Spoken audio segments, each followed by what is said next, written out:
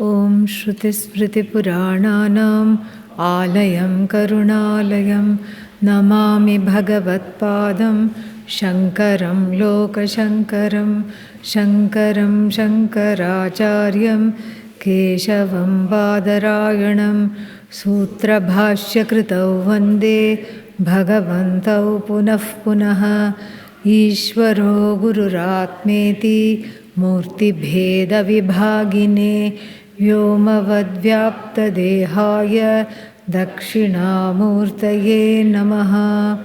Om Sahana Vavatu Sahanau Bhunaktu Sahabhiryam Karavavahai Tejasvinavadhitamastu ma vidvishavahai. Om Shanti Shanti Shanti. Apyayantu mamangani Vak pranaschakshushrotramatho balamindriyani cha sarvani Sarvam Brahma Upanishadam Maham Brahma Nirakuryam Mama Brahma Nirakarot Anirakaranamastu Anirakaranam me astu Tadatmani nirateya upanishatsu dharmaste mayi santu te mayi santu. Om Shanti Shanti Shanti.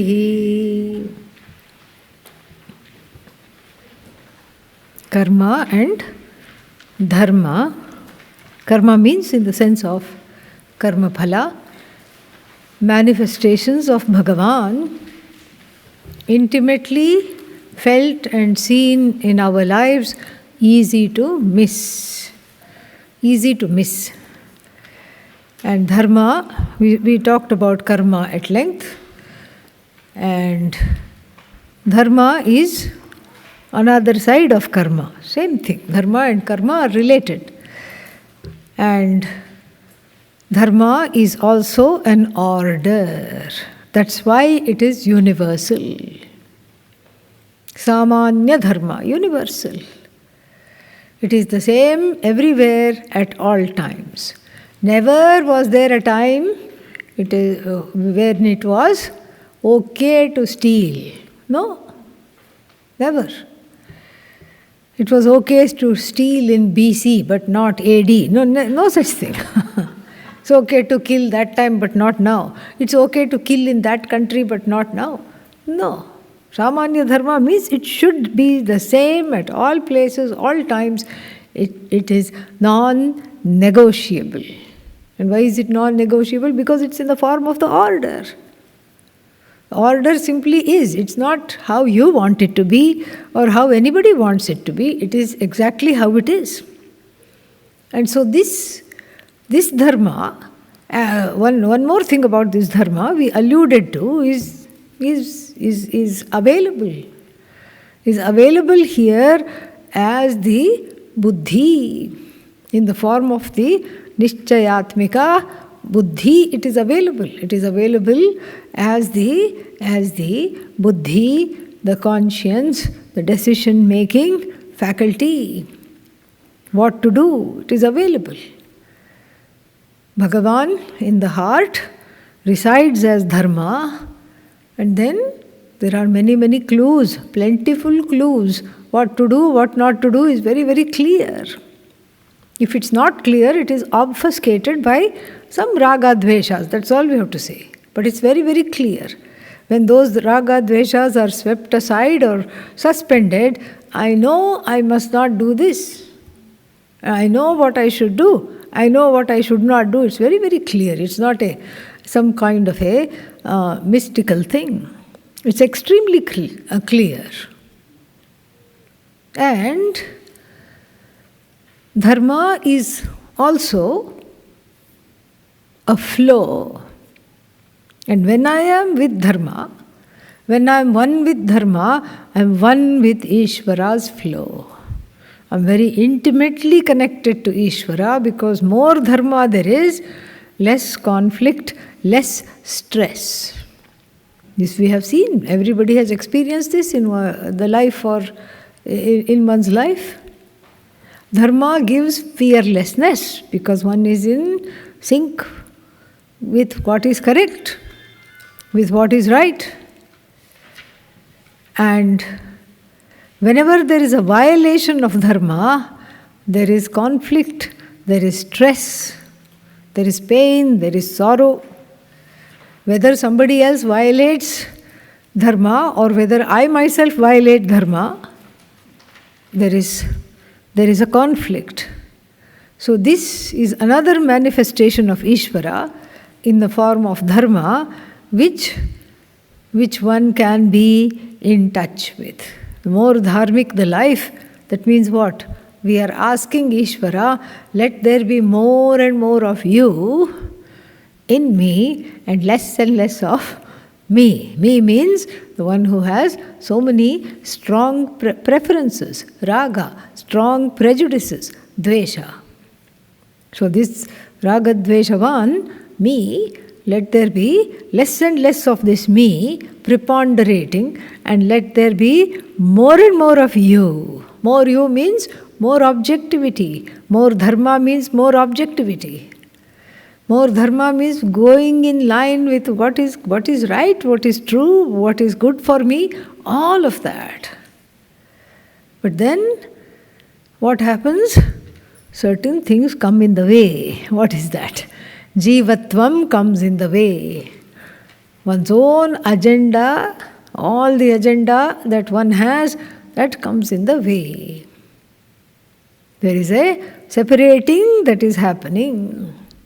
I have the things that I want. And what I want, I am not getting. Therefore, I have to manufacture that myself. And then we compromise on dharma.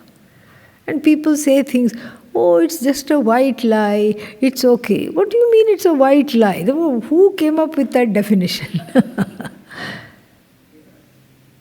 Oh, it's harmless. You decide what's going to be harmless. We can't decide what's going to be harmless, we have to see.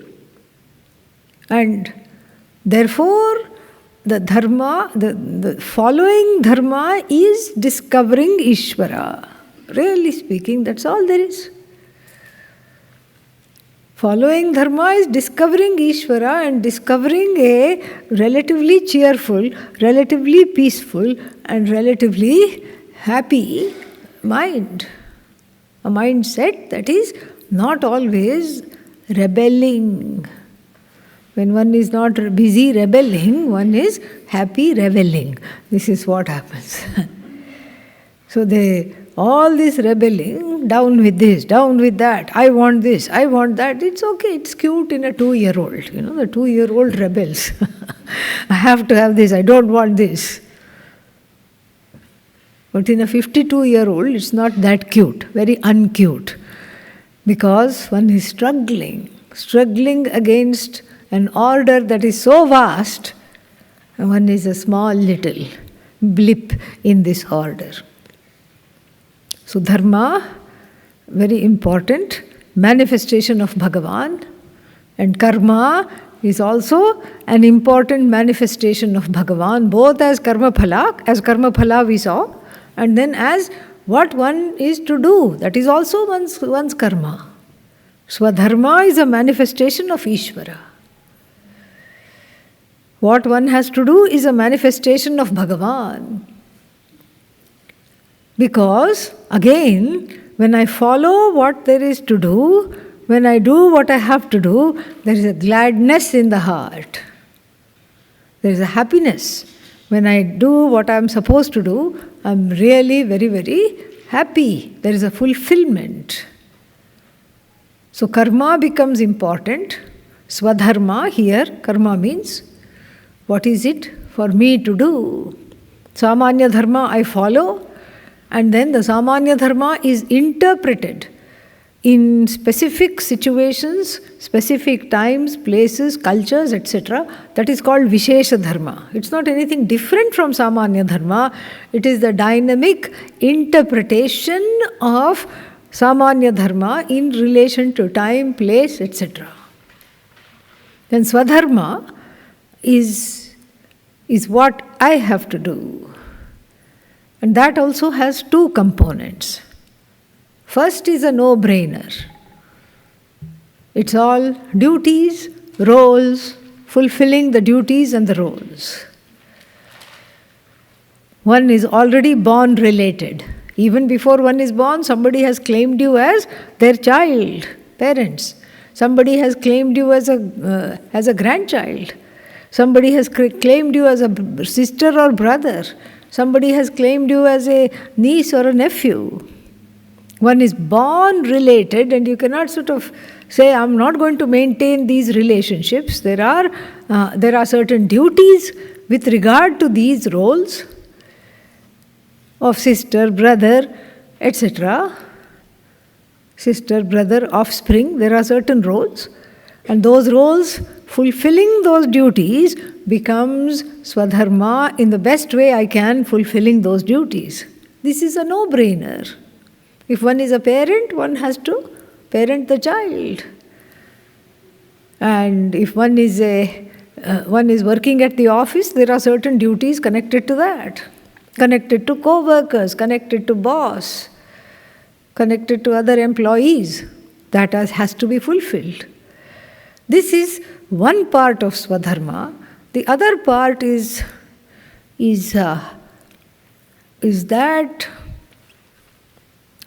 understanding my place in the universe. Why have I been born with this body? Male body, female body, fantastic body, loda body, ready to go. Why am I here with this kind of a body? Why am I here with this kind of a mind? Why I was born in this country and not that country? That is also a certain kind of a Swadharma there, allowing the upadhi, allowing Bhagavan to express through my upadhi. That is also a certain kind of a Swadharma. For some people it's very clear, so easy. All these musicians, Mozart, he composed his first composition even before he could talk. 9 months old he composed something which put everybody to shame. For some people it's very easy. There is purva samskaras that are there that are going to show that this is all that you can be. If you try to make Mozart into something else, it will be a big failure. It will not happen. But for most people, it is not that easy. Sometimes one keeps discovering, one life gone. Discovering in another upadhi, another life gone. So sometimes it takes time. It takes time to let go and to allow that upadhi to express itself along with its talents, along with its skills, which is just offered again to Bhagavan.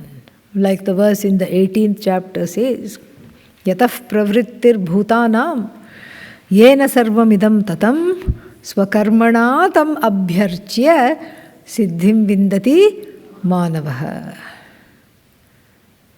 So the archana for Bhagavan can be done formally, sitting in front of a murti, offering flowers, one flower for each name. But here it's a internal archana. And what is that? That is a worship internally through one's actions. Every action becomes a flower at the feet of Ishvara, at the foot of the Lord. Every action, however it is done, if it is done with the proper intentions, even sometimes imperfectly done, Bhagavad Gita says,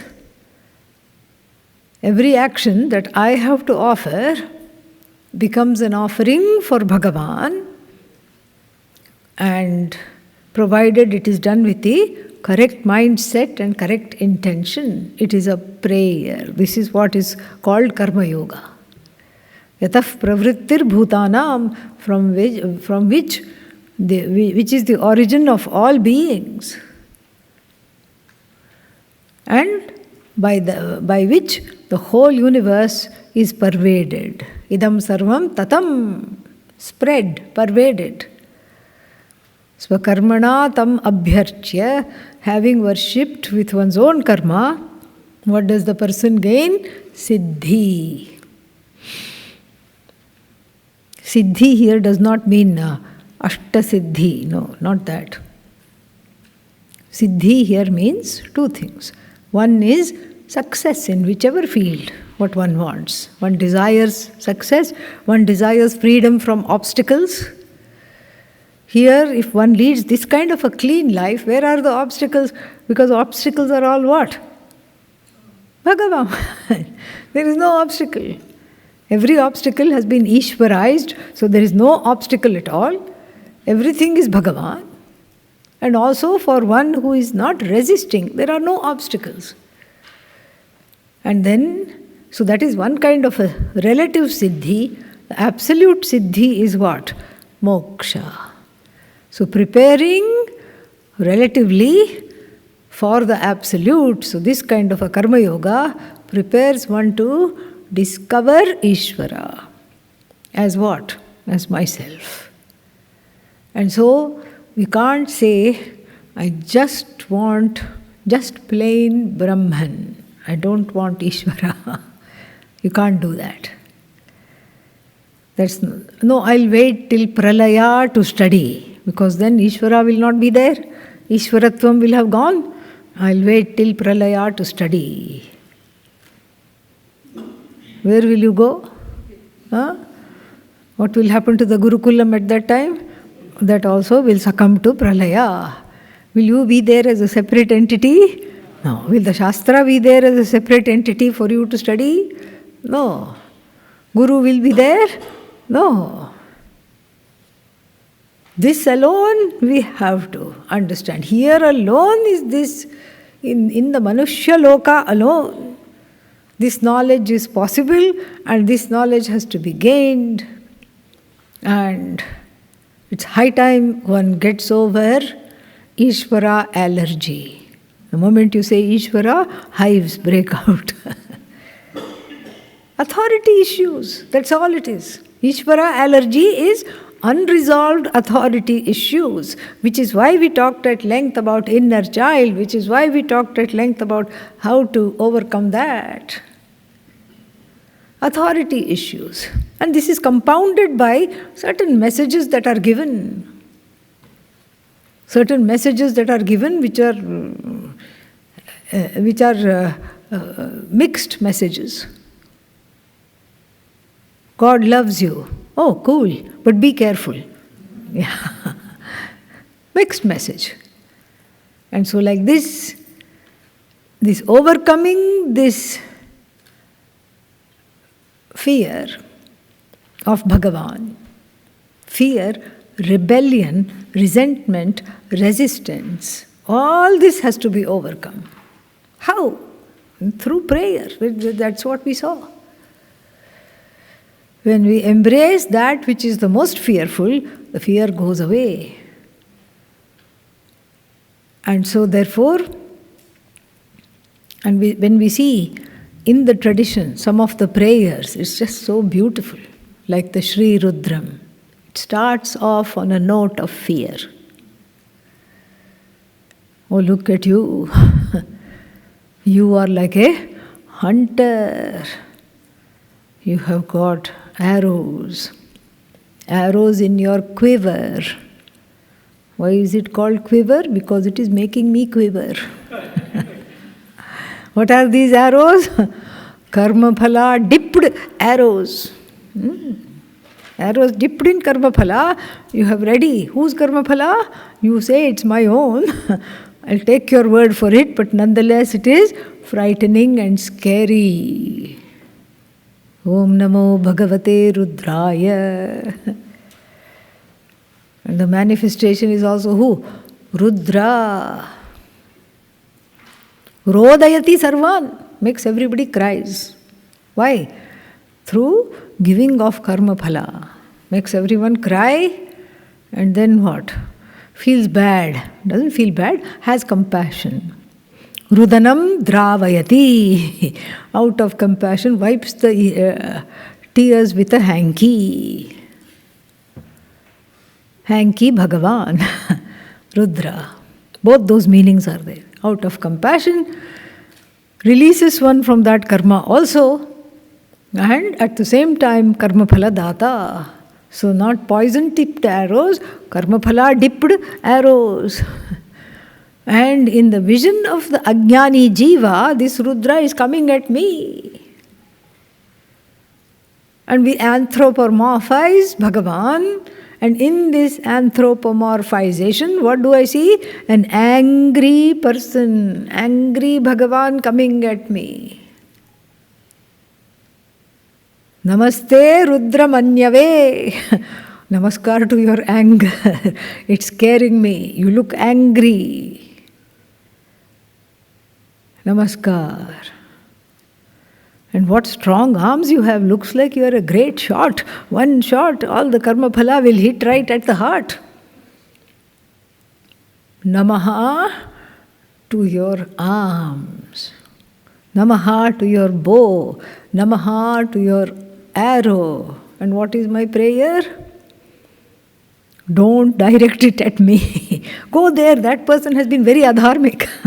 Not like that, but don't come here. I'm helpless here, and I'm frightened of you. I'm frightened of your role as the giver of karma phala. Don't come here, please. Go anywhere. Itna bada jagat hai. Such a big jagat is there. Vast. So many people have been going against dharma. You could only find me. So many people are there. I'll give you a list if you want. I'll give you a list. Don't come after me.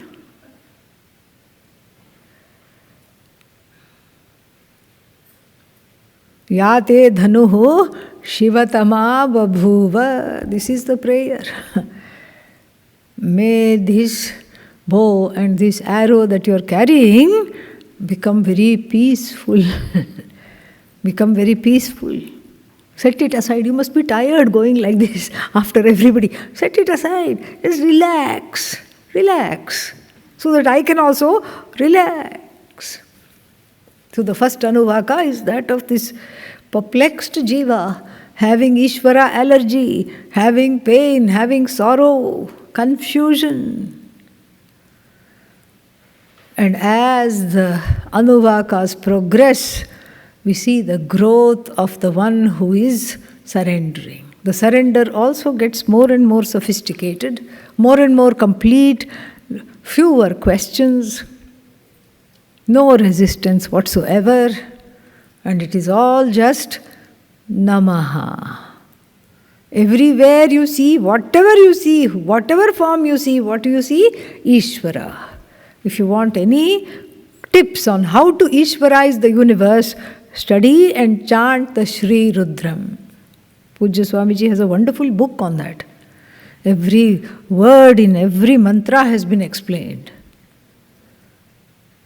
This is just amazing. Absolutely amazing. 300 namahas, 300 forms of surrender to 300 forms of Ishvara, from the dry river bed to the flowing river bed, from the dried leaves to the green leaves, every single thing, nothing is left out. Namaha, Namaha, Namaha, Namaha. This is called Namaka. Then one understands this with the help of this study of Sri Rudram and other Vedanta texts. And then the latter part of Sri Rudram is called what? Chamaka, because it has chame, chame, chame. The me here means me, but which me? Is it the fourth case me, for me? Or is it the sixth case me, mine? Even though it's tempted to take it as Mahyam me, it is sixth case, Mama me. It's already one with me. So all kinds of things in the universe are named Chame, chame, chame, chame, chame. It's all me, it's all me. I am one with it, it is all me. Very, very wonderful, very, very beautiful. So one has to, this is what Pujya Swamiji called relaxing in the order after settling accounts with Bhagavan, with Ishvara. Settling accounts means cleaning the heart of all the resistance, confusion, pain, resentment, non-understanding with regard to Ishvara. We can't take Ishvara for granted. We have to understand who this Ishvara is. And the alienation is because in the function of karma phaladata, one feels very, very alienated. Bhagavan is the cause. What am I? Because. I'm just because. Bhagavan is the cause. Bhagavan is all. What am I? Small. Bhagavan is called God. What am I? Odd. G silent. Vast abyss. And that, understanding this is called settling accounts. And we have many, many ways of doing that. That's why the bhakti is in, how many? 9 forms of bhakti. 9 forms? Yeah? Navavidha bhakti. The kind of bhakti Mother Yashoda had for baby Krishna. She enjoyed ordering him around. Open your mouth, because he had been eating dirt. And what did she see? All the galaxies she saw. Okay, quick, close the mouth, never mind. That is a form of bhakti. Sakhya bhakti. Bhagavan is friend. Bhagavan is mother. Bhagavan is father. Bhagavan is the consort, like Mirabai. So many forms of bhakti is available. Look at this culture. Look at this beautiful culture. The concept of Ishta Devata, unique to this. Concept of these 9 forms of bhakti, we can add even a few more forms also. Doesn't matter. Amazing. And for those who can't fit in these 9 forms of bhakti also, everything is permissible. Even yelling at Bhagavan and calling Bhagavan a loser is not blasphemy in this tradition. It's a form of prayer. We find this also. Some saint poets were kind of unusual in the tradition. They would come and abuse Bhagavan, but in a way, since that abuse was free of raga dvesha, it became a form of prayer. And so, that abuse becomes what? A catharsis. A catharsis of all the misunderstanding that one has been carrying life after life after life. That's why Pujya Swamiji would call these conversations with Ishvara as what? Super therapy. Super therapy. Very nice, because it's, first of all, it's free, all right? Look at the advantages, it's free. You don't have to pay. Secondly, 1 hour is not equal to 50 minutes. You can spend 1 hour, 10 minutes also. Yeah. Bhagavan is not going to say, your time is up. He will never say that. Thirdly, Bhagavan doesn't argue with you. Even if you say you're an idiot, smiling. Don't fear, I am here. Abhaya mudra. Smiling. It is cathartic. And so, whatever one does to overcome these inhibitions of relating to Bhagavan, the end point of this has to be 2 things. One is the discovery of Bhagavan as the law, as a series of orders, manifest as the series of orders. Some of these orders, like dharma and karma order of karma, is very close to me, intimate to me. I am included in this order. My body, mind, sense complex are included in this order. Body is part of the anatomical order. The mind is part of the psychological order. First seeing Bhagavan as a series of orders and then relaxing in the order, meaning stopping the resistance, stopping all the time, pushing against what? Against your left hand. Then you push like this, There is no, it's a lose-lose situation. Coming to a place of acceptance of what is makes one emotionally mature to understand what Vedanta says. You are non-separate from Sadakhya Devata, from Ishvara, which is here presented in this Upanishad as Sat. And this cannot happen without Shraddha. Shraddha has to be there. What kind of a Shraddha for the second part of the Veda? For Vedanta, what kind of Shraddha is there? It's a trust waiting to fructify. It's a trust that will pay off. But in the beginning, one has to have that trust, because it's the breakage of the trust that has led to all these problems. So the trust has to be regained. That is why without Shraddha, the knowledge cannot take place at all. And this leads us to the final teaching that we will be looking at, which is, whose crux is what, in one sentence, if one had to express that teaching, Acharyavan Purusho Veda. Acharyavan Purusho Veda. Acharyavan means what? The one with the teacher, the one who has a teacher. Veda, knows the truth of oneself. This is a very bold statement by the Shruti. Having a teacher doesn't mean you know. You have to study, you have to go there, you have to do a lot of things. How can you know without, just having a teacher? How do you know? But the Shruti is so confident that if there is a teacher, you will definitely know. And in fact, it goes so far as to say in the Mundaka Upanishad that if there is a Brahmavit anywhere around, na tasya kule abrahmavit bhavati. In their whole line, in their whole family, there will not be anybody who does not know that they are Brahman. Why? Because what will the Brahmavit be doing? Constantly talking about Brahman. What to talk of family members? Even the milkmaid is enlightened. That is how it is. And in the Brihadaranyaka Upanishad, the same sentiment is expressed. Yahatu matraman pitraman Acharyavan, the one who has been taught well by mother, father and teacher, definitely will know.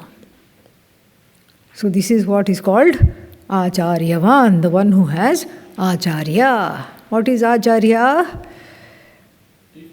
Teacher. So, Charati. Asamantad charati. Charati means walks the path of dharma, walks the talk of Vedanta, the one whose knowledge is well assimilated. Anyan charayati, inspires others also to go on that path, motivates others. And that is all from the root verb char, to move, moves in accordance to the Shastra, and also allows others, motivates others, inspires others also to move in accordance to what the Shruti tells. And then Chinoti, asamantat, Chinoti, collects, collects the gems of the Shastra and gives it in a way that it can be assimilated. What are the gems? The Mahavakya, etc. Along with the Mahavakya, what else? The methodology. The methodology of how to teach is also given. Nothing is kept back. Nothing is kept back. Yes, we'll give you the knowledge, but we will not give you the methodology. No, the methodology is part of the knowledge. All the prakriya is given, and what is the reason this prakriya is used is given. And what do I get out of using this particular methodology? That is also given. It's just beautiful. So this is Acharya. So the one who has Acharya, this kind of an Acharya, definitely knows. And there is a saying, very common saying. What is the saying? When the student is ready, what happens? The teacher appears. And to a certain extent, we also say that it is there in the Viveka Chudamani also, in the discussion of the 3 M's. What is that? Manushyatvam, Mumukshutvam, Mahapurusha Samshrayaha. When there is mumuksha, then the Mahapurusha is not far behind. When the student is ready, the teacher appears. But really speaking in Vedanta, when the student is ready, the teacher disappears. Ayo, how is that? As you, in you. That is the successful teaching of oneness. Which is why we chant the mantra, Ishvaro Gururatmeti Murti Bheda Vibhagine. The one who has taken many forms, but really speaking, it's all one. Ishvara, Guru, oneself. And the Guru, really speaking, is the last frontier of duality. It is where a certain kind of duality is still maintained and underscored, but for the sake of overcoming it. So this is the section, the 14th section called Acharyavan Purusho Veda. So confident the Shruti is that the person who has a teacher will definitely know. Because the teacher will make sure that the student is ready and the student knows. And so this message of Acharyavan Purusho Veda is given through an allegory in the form of a small story. A successful businessman from Gandhara, maybe he was a jeweler, we don't know, or maybe he was selling something. Maybe he came from the marketplace where all the wares were being sold. Pockets fat with money, or carrying a bag full of money with, we can imagine like a drawstring bag full of gold coins, carry. And he was set upon by robbers. And the robbers not only took his money, but they didn't want him to talk. So they didn't want him to call 911 or lodge a police complaint or anything. So what did they do to him? They blindfolded him, removed him, plucked him out of that place, and then took him somewhere and threw him in the middle of the forest, having bound his hands and legs for good measure. They might have also gagged him, but they did not. Maybe they ran out of masking tape. We will never know. They did not gag him. And that's why. So then what happens? Maybe they hit him with something so that he would just go stunned like that. Maybe he lost consciousness because he was dropped in the ditch in a forest. And then when he came to, he was scared, frightened, disoriented, totally disoriented. Who am I? Where am I? Maybe not who am I, but where am I? And he doesn't know where he is. Since he is blindfolded and he cannot take out the blindfold, why? Hands are tied behind the back, the legs are also bound. So how will he unblindfold himself? He cannot do that. And so therefore, what is his strength here? His voice. So turning to the east, he screams, yells, I have been blindfolded. I have been brought here from Gandhara. I am not from here. I don't know where I am. He doesn't know whether there are people on this side. And so for good measure, he kind of rolls around with all his ties and bondage and looks to this side and yells, same thing. I am bound. Abhinadhaksho aham. My eyes are blindfolded. Visrishtoham. I have been left here alone. I have been plucked from my place and left here to die. Same thing, east, north, south, west. He doesn't leave any direction. He doesn't even know what direction. He's totally directionless and disoriented. And then finally what happens? Kenachit paramakarunikeena, by somebody who was a good Samaritan, compassionate. Many people might have gone by, heard the cries, some madman screaming, who knows? Or, I can help, but I'm late for the potluck, so I don't have the time to go now. I have things to do, people to see, places to go. I didn't hear anything. Saying like this, could have gone away.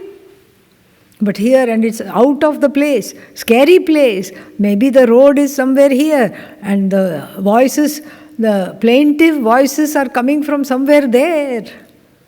It's dark already, no light. Still, the good Samaritan goes, following the voice, goes,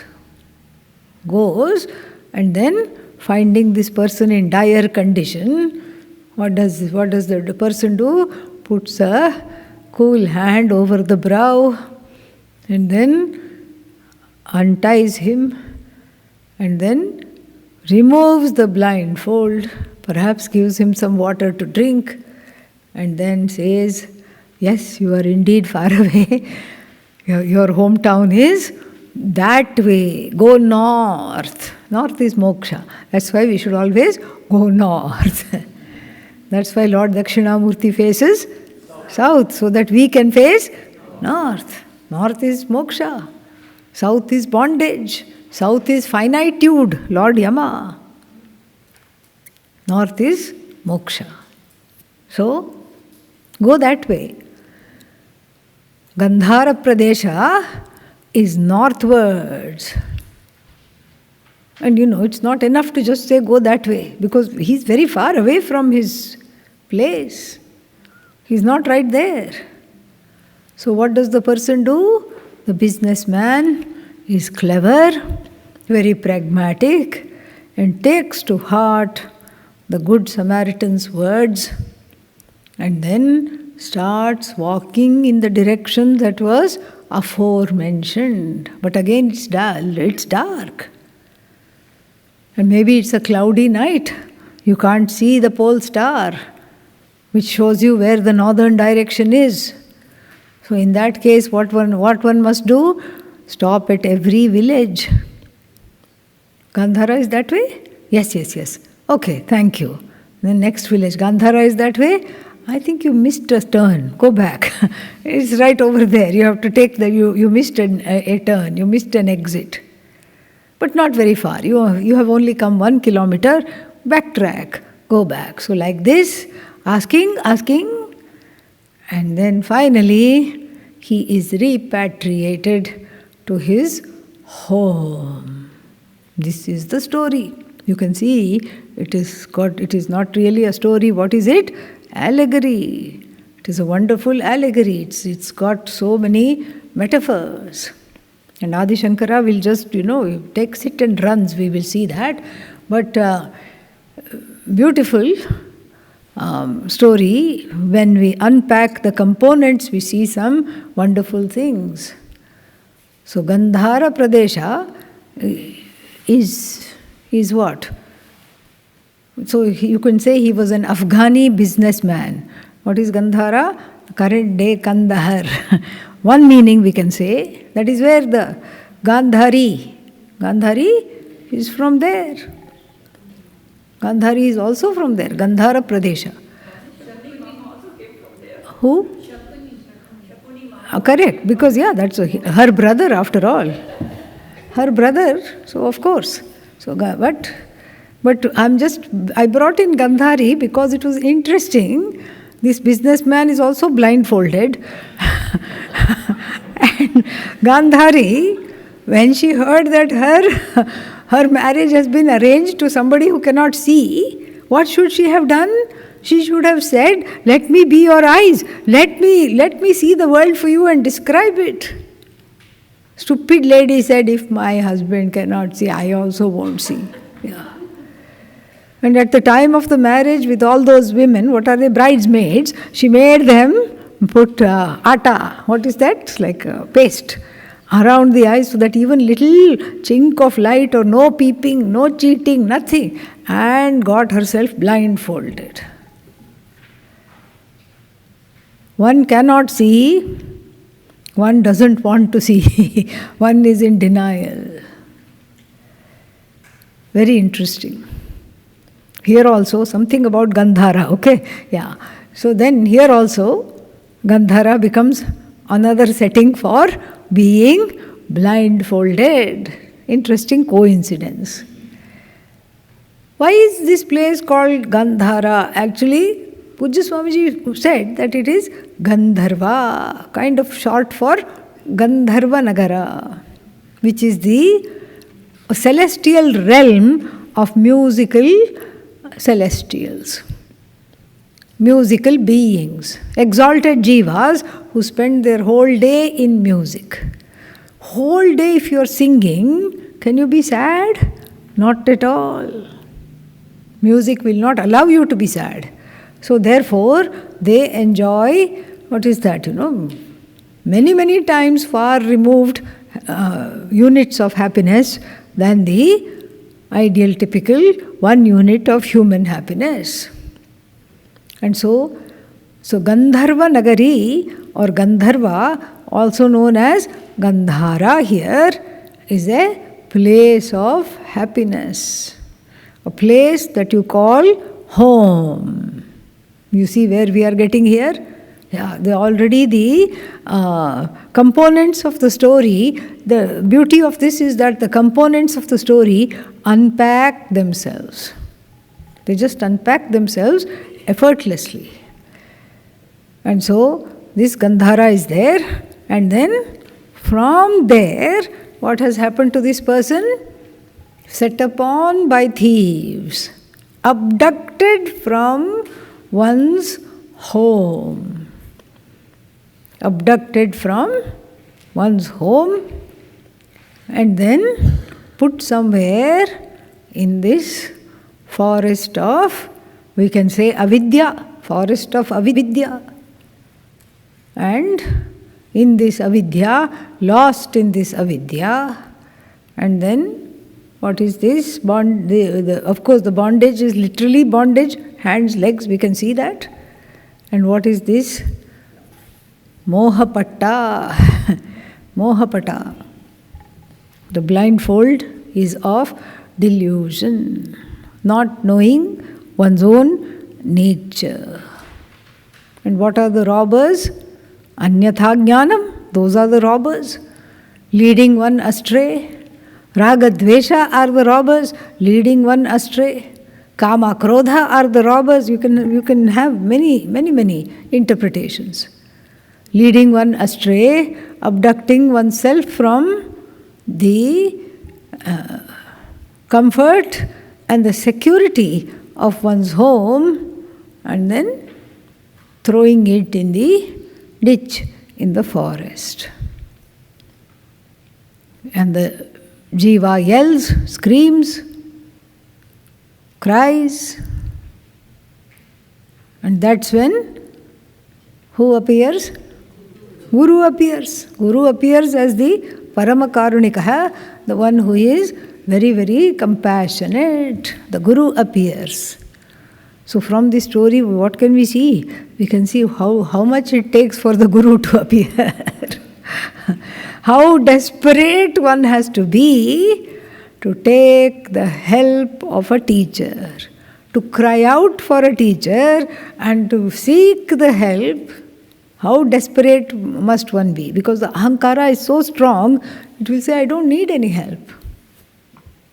And even if somebody tells, you should study Vedanta, they will look for Vedanta books in the DIY section. Do it yourself. Vedanta is not DIY. You cannot do it yourself. It has to be taught. Why? Because your own infrastructure comes in the way when you read the Upanishads. You start reading. Yes, you know Sanskrit. You start reading. Aitadatmyam idam sarvam, sa esho anima, aitadatmyam idam sarvam, tat sat sa atma tvam asi.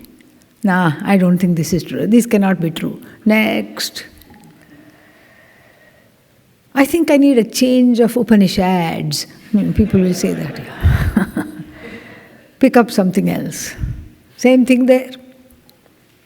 Same thing here. Same thing there. One's own infrastructure of ajnanam and anyatha jnanam come in the way as obstacles to imbibe what the Upanishad says. That is why the pramana, the Upanishad pramana has to be coming from outside. It cannot be something you handle, it has to be handled for you. It has to be handled by somebody who has the skill to handle it. And how did they acquire that skill? From their teacher. How did their teacher acquire that skill? From their teacher, all the way to Bhagavan. That is how it's the handling of the pramana. And then, therefore, the ajnana nivritti, the spiriting away of ignorance, is 9/10 of Vedanta. 1/10 is affirming what you already know, what you already are. That much is the grip of ignorance. It is so rampant and it is so deeply entrenched that it takes a lot for one to recognize it, because when one is already in that entrenchment, the recognition does not take place. One gets used to that, and then it takes a lot to surrender to another to say, please help me. Notice he doesn't say, please save me. The Guru doesn't save. What does the Guru say? You are never enslaved to need to be saved. Only when there is bondage, then only there can be freedom from bondage. Here the bondage is what? As though. So freedom from bondage is also what? As though. So there is no saving, because this is not a salvific theology.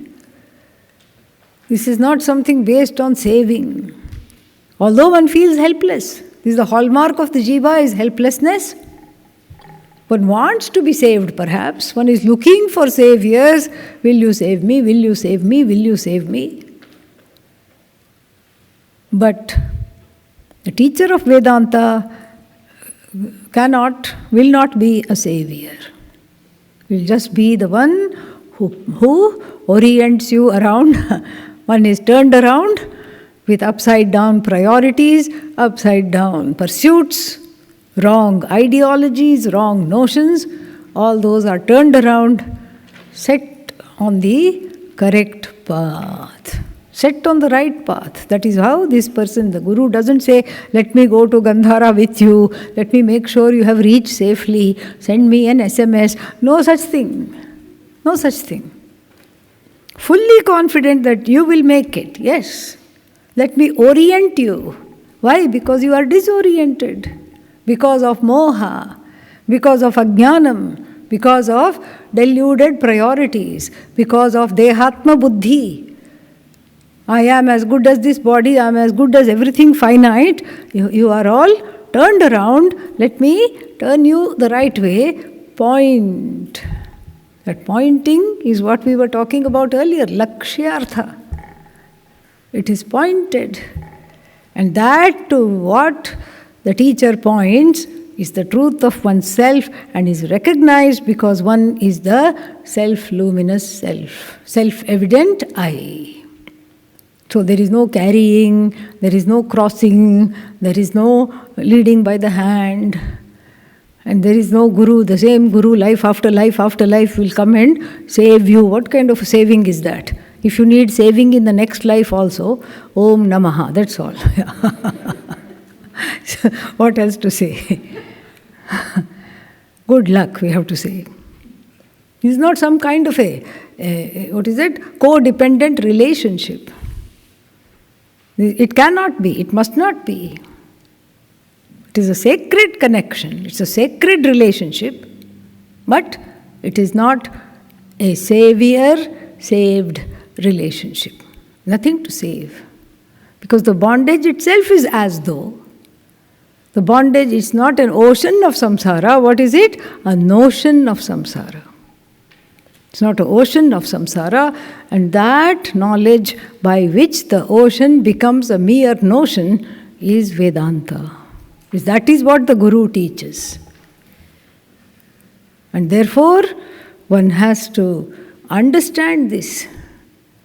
What does one have to understand? If the bondage is real, it cannot be removed. Because what is real? That which cannot be negated is called real. Sat is real. Why? Abadhitam, Sat, real, unchanging and non-negatable. Trikalepi tishtati iti Sat, Abadhitam, Sat. If bondage is real, it cannot be removed. Oh, I see, bondage is not real. If it's not real, is there need to remove it? Not real means non-existent, asat. If bondage is sat, it cannot be removed. If bondage is asat, it need not be removed. This is why the Guru is needed. To show that this as though bondage has to be what? As though removed. Like that teacher and student who are living. Where were they living? In an ashram with lot of cows. A lot of cows were there. And then after that, what happened? Somebody stole the ropes. The brahmachari, single solitary brahmachari, one guru, one brahmachari ashram, but many cows. And then all the ropes are gone. Too late to order from Amazon.com. What to do? Cows are already coming home. Brahmachari panics, goes to the Guru. Maharaj, what to do? Somebody has stolen the rope. It's night. Shops are closed.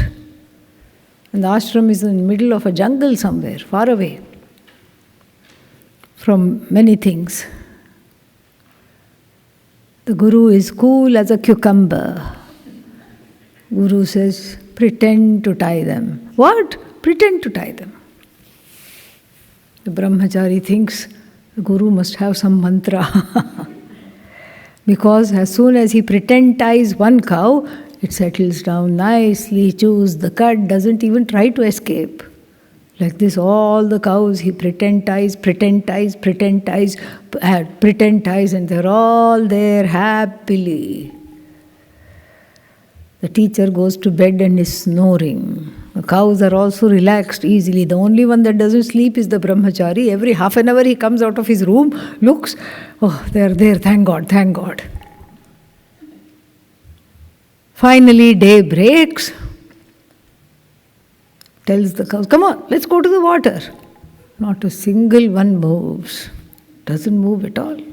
Just sits there. He says, I don't have the time for this, come on. gives it a little beating, just like that, the little goad. It goes like this. And then this side, if the prong is there, cattle prong, it goes like this. Like this, it tries to avoid, but doesn't get up. Then he thinks it's not the poor cow's fault. Some very strong mantra the Guru has put. Forget Vedanta, I need to get this mantra. I need to ask for this mantra.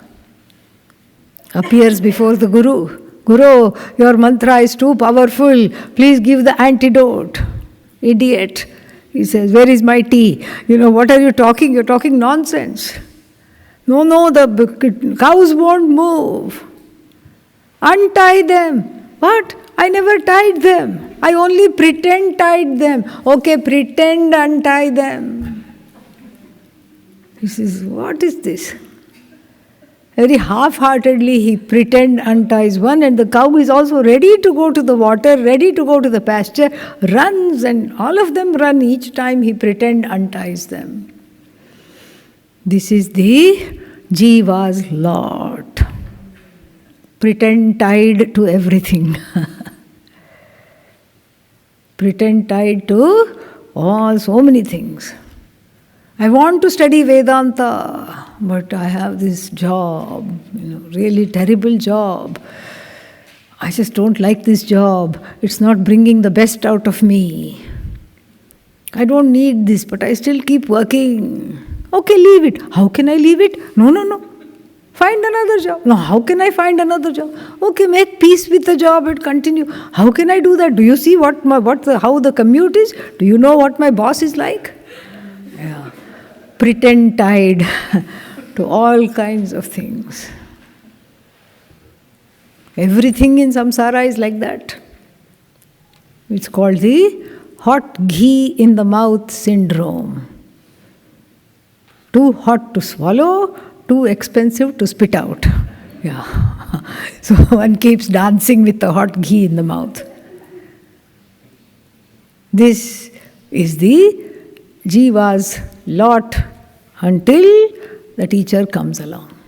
This is not a savior psychology at all. This is not even a lesha, even a little, eclipse of a shadow of a savior psychology in the tradition. Only if the bondage is real, then you need somebody to come and save. But if the bondage is real, nobody can save. And if there is no bondage, you cannot be saved. And so therefore what? The as though bondage is as though removed by orienting the person in the correct direction. That is what the teaching is all about. Let us look at the fate of this businessman.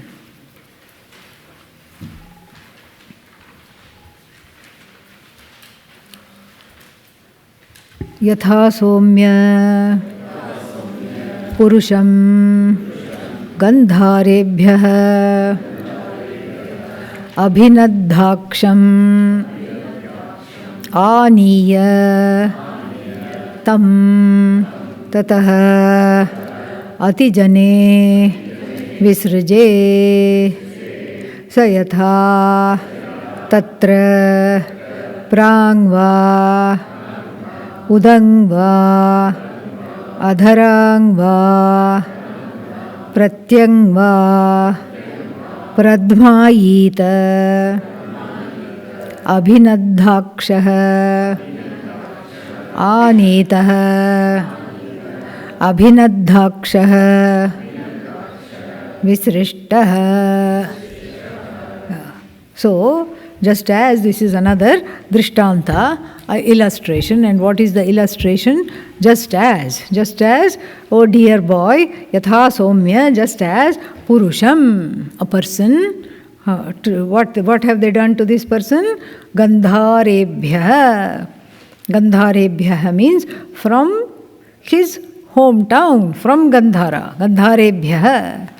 And then Gandharebhyah abhinadhaksham. Abhinadhaksham means with the blindfold. The root verb is naha. Naha bandhane, fourth conjugation. Nahyati. And naddha means past passive participle. Bound. With the eyes, bound. And then abhinaddha. Abhinahanam also we will see. But nahanam, bondage. And then abhinaddha, with the eyes bound, blindfolded. In other words, aniya, having brought that person, tam, that same person, somebody, some people, what have they done? Tataha, thereafter, atijane. Atijane means that vigata jana pradeshe. In a place where there are not many people, not anybody actually. Now why? Because they don't want this fellow to complain. They don't want him to call the police, the law enforcement, and set the law enforcement on the robbers. So therefore, they render him stunned for a bit and helpless, so that he doesn't run after them and he doesn't gather a group of people to run after them. So they make him, they make him not available for transaction by blindfolding him and then binding his hands. The Shruti doesn't say that. Adi Shankara says that because Adi Shankara is very clever. Adi Shankara knows that if you don't say the hands were bound, he could have easily taken off the blindfold, rendering the entry of the Paramakarunika futile. So therefore, Adi Shankara will supply, we'll see that. So then what happens? So, Atijane visrijet, thrown in a ditch somewhere, thrown in the forest perhaps. And then, yatha tatra, then what does that person do? Prangva, in the eastern direction. Adharangva, in the southern direction. And then what is Prangva? Udangva, sorry, the one missed. Udangva in the northern direction, Adharangva, southern direction, Pratyangva, western direction, Pradmayita. With the full power of his lungs, yells, screams. What does he say? Abhinadakshaha. I have been blindfolded. I have been set upon by robbers. Anitaha, I have been brought here against my will. And then, having been brought here, I have been left to die. Visrishtaha, I have been abandoned here. This is what he says. And then what happens? Tasya yatha abhinahanam pramuchya prabruyat etam disham gandharaha etam disham vraja iti sagramat gramam prichan panditah medhavi gandharaneva upasampadhyate. So, then what happens? Yatha, then what happens? Then we have to say that somebody pramuchya, being freed with the help of somebody. Abhinahanam pramuchya, somebody might untie this bandage. And then what will that person say? Prabruyat. And we'll tell him until he understands. We'll tell him until he understands. What will they tell him? Etam disham gandharaha. Etam disham. In this place is your dear Gandhara. Please go this direction. Etam disham vraja. Go in this particular direction. And then what does the person do? Gramat gramam prichan panditah. So then he is very clever. Who is clever? The businessman here is very, very clever. And then what does he do? goes from place to place and then asks. Gramat gramantaram prichan. Goes from place to place, and what does he say? Where is Gandhara? Where is Gandhara? And so etam disham vraja, he was told. So gramat graman prichan panditah medhavi. Medhavi means the one who has grahana shakti. What is told, he is able to grasp. Everybody grasps. What is the big deal? So the grasping is as long as one is sitting in the Vedanta setting. As soon as one goes out of the classroom, and then Vedanta also goes out. Vedantin in the classroom, Vedanta out of the classroom. This is our condition. So, but here, Medha Shakti means Grahana Shakti and then retention. The ability to retain and the ability to tell others also. All three comprise Medha Shakti. So what is he? He is Medhavin. Medhavin. So he is definitely a Medhavin. And then, so then what happens? Medhavi Gandharan eva upasampadhyeta. Upasampadhyeta. So, then what? So, evameva aha acharyavan purusho veda. Acharya, that is why it is said, because of this alone it is said, acharyavan purusho veda. That means the one who has a teacher, because then we know this is now the darshtanta. As soon as after gramat gramam prichan, as soon as the words pandita medhavi came, immediately it's like a segue to the what is illustrated, what is the darshtanta, what is that which is exemplified by this illustration. We are already making a segue to that, because there is no need to call the businessman a medhavi and a pandita. So who is the Medhavi and Pandita? The person who is being instructed by the teacher. The person instructed by the teacher, and then Gandhara neva upasampadhyeta will definitely gain Gandhara, and so then evameva aha. This is why it is said, what is said? Acharyavan purusho veda. Tasya Tavadeva chiram. Nobody had tea or what? Yeah? Yeah. The chanting should be full. Tasya Abba. Very nice. Yeah. Tavadeva chiram. Yavat na vimokshye atha sampatsyate iti. Yeah, that part we'll see later. So, tasya tavadeva chiram yavanna vimokshye is a reference to first the gain of freedom while alive, which is called what? Jivan mukti. And after that, when the body falls away, it is called videha mukti. That is all that is talked about. In fact, this videha mukti business is not even necessary. That the discussion of Videha Mukti has no purpose. It has only purpose for the onlookers of the Jnani. They will say, now the person has Videha Mukti.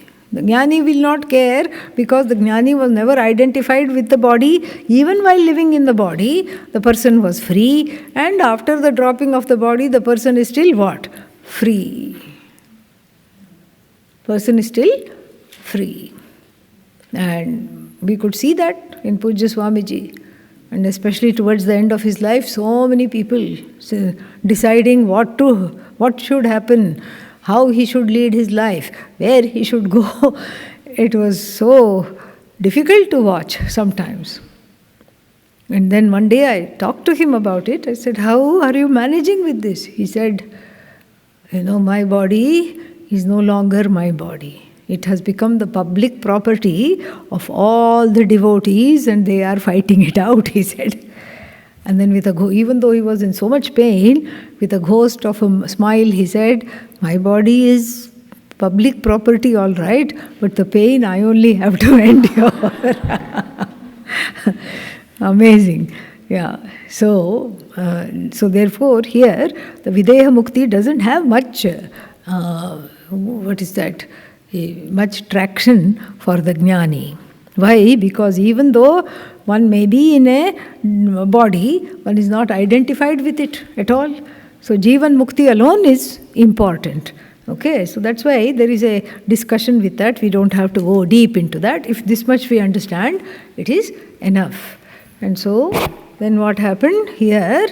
So he was just pointed towards Gandhara, and then he found his way. We'll read the Bhashya. Yatha loke he somya purusham yah kinchit gandharebhyah janapadebhyah abhidadaksham baddhachakshusham aniya. So yatha means loke. Just as in the world, this is an example, that is a worldly example. In the world, what happens? Purusham yam kinchit, some Purusha, Gandharebhyah, Janapadebhyah means in that particular principality, in that particular area called Gandhara, that area, what happens from there, blindfolding this person and making that person blindfolded and making him what? Baddhachakshuhu. Baddhachakshusham, second case. So the person is what? Bound. Eyes are bound. Eyes are bound, and abhinadhaksha is baddhachakshu, and then aniya, having brought. Who is the one who is bringing? Dravya harta. Or dravya hartarah if there is more than one. And then taskaraha. All that, dravya harta means robbers. Taskara means thief. Same thing. So these are all the thieves or one thief, doesn't matter. What happened? Tam abhinadhaksham eva. And this is Adi Shankara's cleverness here. Baddha hastam. Even the hands are bound. Otherwise, he could have simply taken off the blindfold, but hands are bound, legs are also perhaps bound. And then what did they do to him? Aranye tatah api atijane. Atijane is part of the mantra, and he says, Aranya means in the forest, tatah thereafter, api atijane, which was also deserted. Atijane means atigata jane, from which all the janas, all the people have departed. Atyanta vigata jane pradeshe. Say, not a populated place. Nice place for having an ashram, nice place to go meditate, but not a very nice place to be blindfolded and thrown into the forest. Very uncomfortable. And then what happens? Atyanta vigata jane deshe visrijet. Visrijet means just thrown there. And then satatra, that person, what happens? Digbramopetaha. Digbramopetaha means completely being overcome by disorientation. Totally disoriented. Yatha, just as that person, what would he do? Prangva, in the eastern direction. Praganchana prangmukhova ityarthaha. So in the eastern direction, tatha udangva, in the northern direction, adharangva, in the southern direction, pratyangva, in the western direction. In short, all the directions. In all the directions, what does he do? Pradmayita. Pradmayita means shabdam kuryat, makes noise. And then vikrosheta, yells, screams. And what does he say? Abhinadhakshaha aham. I'm blindfolded. Help. Bachao. Yeah, that is the one. He'll be crying, bachao. And then how will he be crying in Sanskrit? Trahimam, pahimam. Take care of me. And take me out of this place. Helplessly cries. And then Taskarena anitaha. Adi Shankara supplies a few more words for his akrosha. Taskarena anitaha, brought here by the robber. Abhinadhakshaha eva visrishtaha iti. Not only have I been brought here blindfolded, but I have been left to die in this ditch. No food, no water, no nothing, and completely disoriented. And then what happens? Tasya yatha abhinahanam yatha bandhanam pramuchya muktva karunikaha kaschit. So, karunikaha means the compassionate one. The compassionate one, tasya yatha abhinahanam, that is part of the text. Yatha abhinahanam means abhinahanam anatikramya, not crossing the bondage. What does it mean, not crossing the bondage? And then Adi Shankara explains, yatha bandhanam. Yatha bandhanam means again, bandhanam anatikramya. There is a certain swarasya in that. Not crossing the bondage means, what is this bondage? The bondage is like a knot. Okay? And the knot, even a simple slip knot, has two dangling strings. Which one to pull? One you pull, whole thing comes apart. The whole knot comes apart. The other one you pull, what happens to that? Strengthens, tightens, and near impossible to remove. This is the problem. And so, yatha bandhanam means carefully seeing how did this so-called bondage, for a person who is free, Atma is ever free, Nitya Shuddha Mukta Buddha Atma. It's Buddha Atma, not Baddha Atma. So how did this Buddha Atma become Baddha Atma? Tracing the effects of ajnanam. Yatha bandhanam anusritya pramuchya evacha, freeing him according to how the bondage took place. Then this notion of how did this free Atma come to this place of so-called bondage? What is the nature of this so-called bondage? Bhidyate hridaya granthihi, says there. So the heart knot is torn asunder, and it is a very naughty knot. Yes. Because one you pull, it comes apart, the other one you pull, it tightens and becomes more deeply entrenched.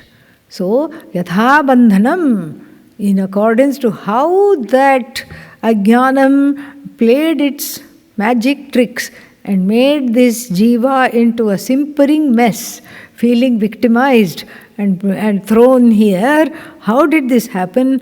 In accordance with that, going along with that bandhanam, then only it was removed. Beautiful. Because that's what the Shruti also does. The Shruti goes along with the ajnanam. Starting with even talking about Brahman as tat, that, far away. These are some of the ways in which it goes along with the so-called bandhanam and then slowly removes it. So then muktva, pramuchya, muktva, karunikaha kaschit, some Samaritan, compassionate Samaritan. And what does the Guru say? Etam disham uttarataha gandharaha. Uttarataha, northern. Adi Shankara adds. North is what? Moksha. North is indicative of moksha. Even when the sannyasa ceremony is done, the newly minted sannyasi, after throwing away all the clothes, is asked to walk in the northern direction, and then is called by the Guru, or the Guru Bhais called back and said, please accept these clothes and be of service to society. You don't have to leave. You can be here. And then this is so like this. He is pointed northernwards, he is pointed northwards, and then etam disham gandharaha, etam disham vraja, here is your gandhara, and go move, start walking this side. Iti prabruyat. Prabruyat is part of the Shruti. Shruti word only. He says Prabruyat is he could have just said Bruyat. Why Prabruyat? Taught him until he understood. That is what teaching is. It's not half-hearted. It is until one understands, the teacher teaches.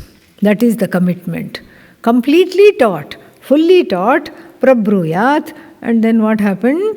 And then this person, Saha evam karunikena bandhanan mokshitah.